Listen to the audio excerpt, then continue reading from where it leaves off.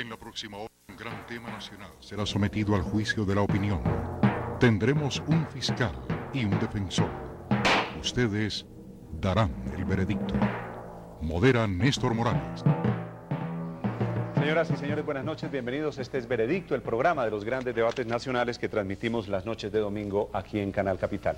Vamos a hablar esta noche de la crisis profunda en el sector de la salud, en donde se vienen prendiendo las alarmas desde hace muchos meses y en donde en los últimos días se ha destapado un repugnante escándalo de corrupción que nace en el sector privado, que nace en las EPS, y por cuenta de eso vamos a debatir esta noche si ese modelo en el que ya se comienza a pensar, si ese replanteamiento del modelo de salud debe excluir o no al sector privado. De alguna manera lo que vamos a discutir esta noche es si las EPS que representan al sector privado aquí deben seguir manejando el sector de la salud en Colombia, o si al contrario Colombia debe pensar en un sistema de salud estrictamente público, que era lo que teníamos hasta los años 90, cuando operaba el legendario y cuestionado en su momento Instituto de Seguros Sociales. En muchos países del mundo se sigue pensando en un sistema de aseguramiento, en un sistema de salud público. Colombia, al contrario, dio el paso hacia un sistema privado, y ya estamos viendo las consecuencias. Eso es lo que vamos a ver esta noche, eso es lo que vamos a debatir, de si hay que pensar en un modelo público o en un modelo privado. Gracias por acompañarnos. Para comenzar, les presentamos algunos de los argumentos de este debate. La profunda crisis que atraviesa el sector de la salud colombiana ha puesto a los expertos en el tema a pensar en alternativas que mejoren el servicio y que les den a los usuarios la garantía de que los recursos destinados para este fin son bien invertidos. Por una parte, se analiza la propuesta de que el servicio de salud, un derecho fundamental de los ciudadanos, regrese al control del sector público como única garantía de que haya una cobertura total y con un manejo transparente de los recursos, evitando así escándalos como el actual. El Estado puede ser responsable también delegando esta función si tiene controles, si tiene vigilancia, y no dejarlo solamente a un grupo de entidades que lo que buscan es utilidad, porque ese es su negocio. Otros aseguran que implementando controles más estrictos, el sector privado debe seguir al frente de la prestación de los servicios de salud, pues ha sido gracias al proceso de competitividad que se han mejorado las coberturas y la calidad del servicio, pues el Estado debe dedicarse a regularlo y no a manejarlo. Uno tiene que ser consciente que el gobierno nacional o el sistema público, por sus propios medios, no puede hacer toda la tecnología ni la infraestructura para poder dar la salud a todos los colombianos. Eso sería unos gastos inmensurables. El sistema de salud debe ser manejado por el sector público o el privado. Ustedes dictarán el veredicto.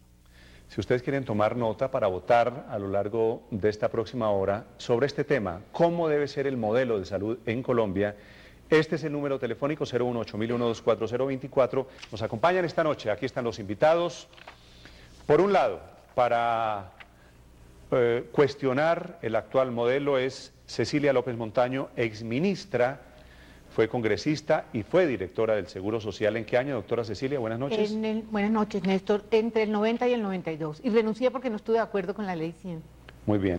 Y su contraparte, defendiendo el modelo, la participación del sector privado en la salud, es el doctor Azuero, Francisco Azuero, que fue viceministro de Hacienda, fue vicecontralor, es columnista del Tiempo y de Portafolio, y fundamentalmente es economista y profesor en la Universidad de los Andes. Doctor Azuero, muy buenas noches.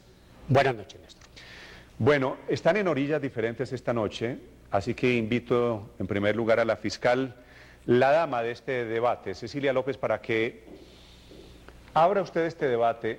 ¿Por qué se opone usted a que los privados sigan metiéndose, involucrados en el sector de la salud en Colombia, que es nuestro debate y la pregunta para los televidentes? Bueno, en primer lugar, Néstor, yo quiero empezar por decir que la salud es un derecho en Colombia. Lo dice la Constitución, lo ratificó la Corte con la sentencia 760. Eso que no es ni un negocio ni son limosnas. ¿Qué pasó? Cuando se diseñó la Ley 100, el modelo decía que debía ser de competencia regulada. Y desde el punto de vista de la sostenibilidad fiscal, lo que se dijo fue, el régimen contributivo, que es en el que aportan trabajadores y empresarios, debe ser el más grande y de manera que pueda apoyar el régimen subsidiado, que es el de los pobres, el que no se paga. Muy bien. ¿Qué pasó? Eso quiere decir, los que tienen trabajo subsidian a los que no tienen trabajo. Exacto, y debía ser más o menos 2/3, 1/3. ¿Qué pasó? ¿Cuál es la realidad hoy? ¿Competencia? ¿Cuál competencia? Primero se creó un oligopolio, 4 o 5 muy grandes EPS, y después se creó lo que la superintendencia, creo que es la de Industria y Comercio, llama un cartel con ASEMI. Cuando se crea un cartel, todas estas, las 14 EPS, que son las más grandes, se ponen de acuerdo sobre cómo subir los precios, cómo manejar el costo de los procedimientos, o sea, se acaba la competencia. Competencia entonces se acabó. ¿Regulado? ¿Cuál regulado? La información que tiene el gobierno es la información que le quieran dar las EPS. El gobierno jamás le ha hecho auditoría a la información. Pero no solo eso, los regulados, o sea, las EPS, terminaron manejando al regulador. El exministro le pidió, por ejemplo, de Salud, le pidió a ASEMI que le diera los candidatos para la Comisión de Regulación en Salud. ¿Ya? Bueno, y además de eso, ¿qué más pasó?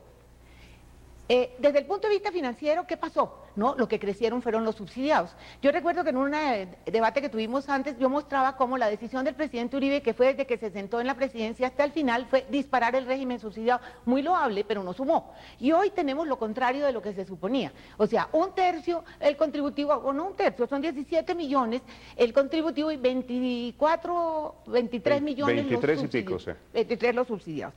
Entonces, sin contar la corrupción... Hay más personas, eso lo que quiere decir es que hay más personas recibiendo subsidios que las que aportan. Que las que están aportando. Bueno, yo quiero que en la gráfica que ustedes van a ver, sin haber hablado de corrupción, en esa gráfica queda claro que hoy, por este déficit entre subsidiados y contributivos, hay un déficit que lo calculó ANIF, no lo calculé yo, de 2,5 puntos del PIB, o sea, ya veníamos con un déficit de 12 billones y medio, y solamente en el 2030 empezaba a recuperarse la situación del sector salud sin corrupción, ¿ok? Pero ¿qué pasó con la corrupción?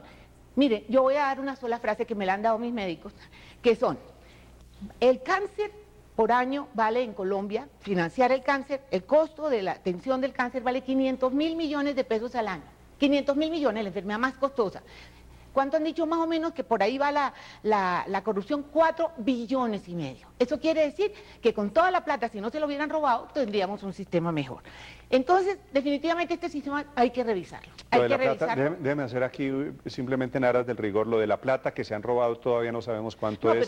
Se han mencionado cifras que van desde 30.000 millones de pesos hasta 3 o 4 billones de pesos, lo cual habla de la incertidumbre en la que estamos todavía. Pero sabemos que es muy grande y por eso la comparaba con el cáncer. Entonces, ¿qué hay que hacer? Sin la menor duda, el sistema hay que revisarlo, y el sistema hay que cambiarlo y hay que hacer un cambio estructural, pero eso no se hace ni en un programa de 45 minutos ni se hace en un mes, eso se hace en un año, en 2 años, donde hay que pensar muy bien qué se ganó, qué se perdió, porque revisarlo no quiere decir un paso atrás, es un paso adelante. ¿Qué tenemos que hacer entonces mientras tanto? Una transición. ¿Cuál es la transición? Lo primero es que el Estado asuma lo que de hecho ya es. ¿Quién es el asegurador? El asegurador no son las EPS, le han transferido todos los riesgos al Estado. Luego el asegurador es el Estado. Entonces lo primero que hay que hacer en la transición mientras se define el modelo definitivo es quitarle el aseguramiento a las EPS, asumirlo el Estado. Una vez que lo asume el Estado le va a pagar directamente a las IPS y va a tener el control sobre la información. ¿Qué hacemos con las EPS? No las podemos borrar, ni mucho menos, pero las ponemos a hacer una tarea de administración y les pagamos un 10%, 8% de administración.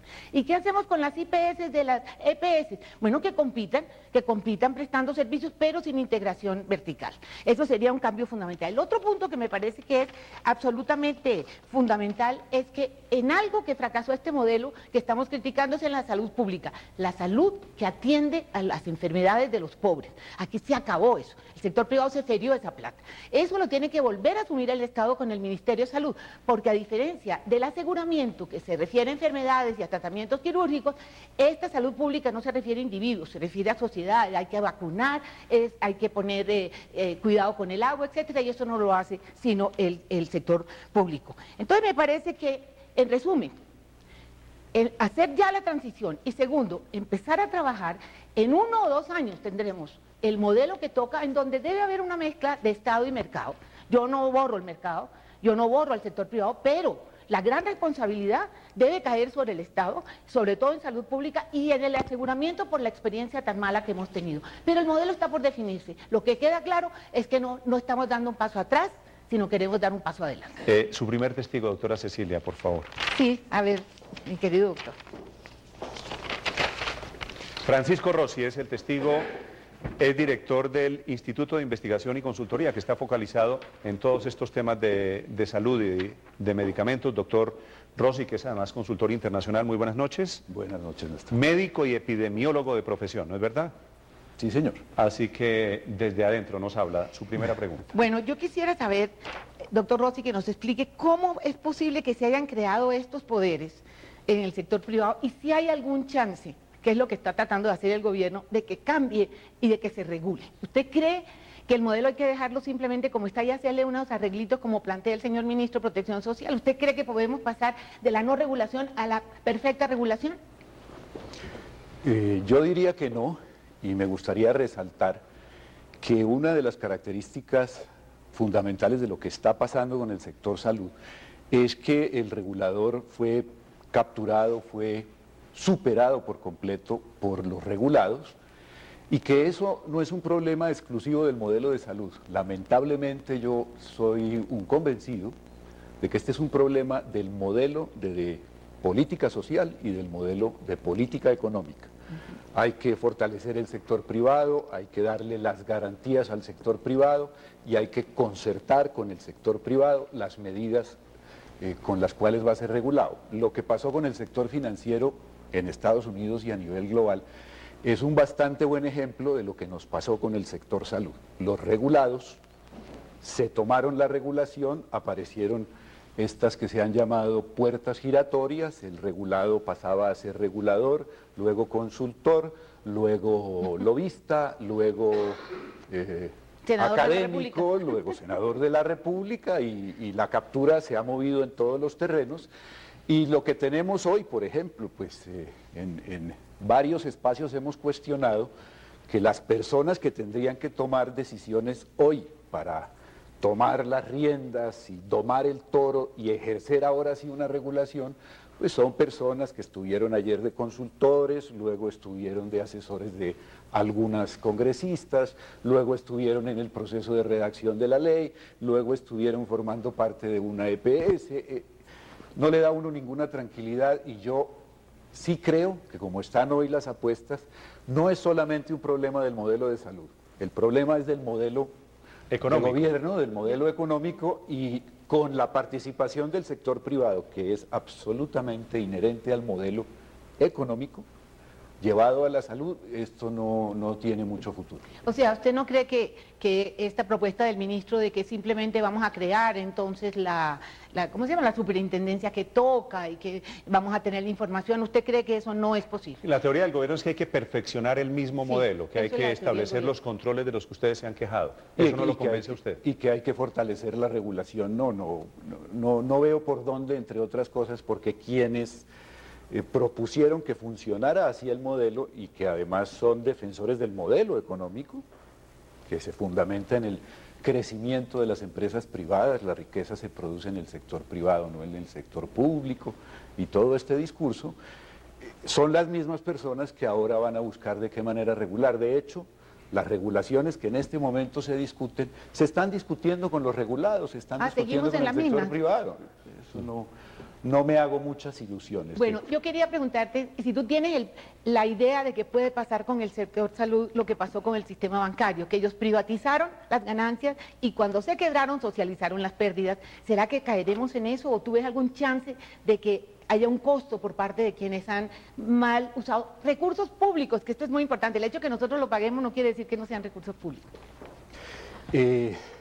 Yo no sé si ya es muy tarde, porque la discusión sobre la corrupción, en el caso específico de los recobros, que no es la única corrupción que tenemos en el sistema y que es la que se dice que ha llegado a 4 billones de pesos en los últimos 4 o 5 años, esa corrupción a mí ya me parece que fue una manera de socializar esas pérdidas. La forma en que el pago de los recobros cogió la velocidad que cogió en Colombia, no tiene ninguna explicación técnica, no tiene ninguna explicación jurídica, no tiene ninguna explicación. El testigo es suyo.